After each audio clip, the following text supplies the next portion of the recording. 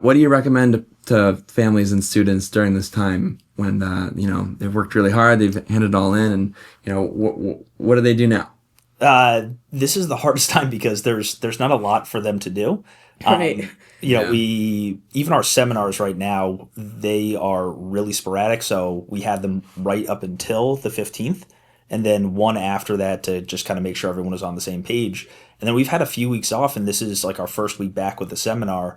And it's just us giving information about like, hey, the three decisions that are going to come your way could be accept, waitlist, deny at any of your schools, and just walking the students through what that's going to look like. Just again to help give them the tools so they can have a practical conversation with their families because March 10th happens over spring break. It's not Right. something where they can come and knock on my door. I take a lot of phone calls that day, a lot of emails, plenty of Zoom calls, all that sort of good stuff. That's also really But cool that you get to have that experience with your family. Like you're gonna be with your family when you get that news, and Yeah. that's really cool.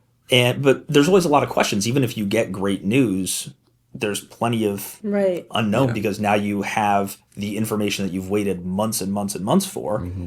And then you go, oh my God, what do I do with all this? How do I handle the revisit days and all these millions of other questions that get opened as soon as you have this new avenue?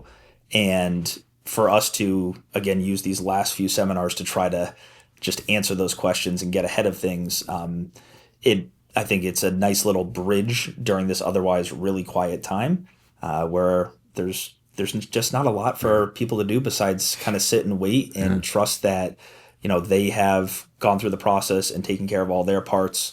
That all of That's the a good kids, time to just kind of like put it all together and be like, okay, I've been a rector for this long. I've put all my work into my applications.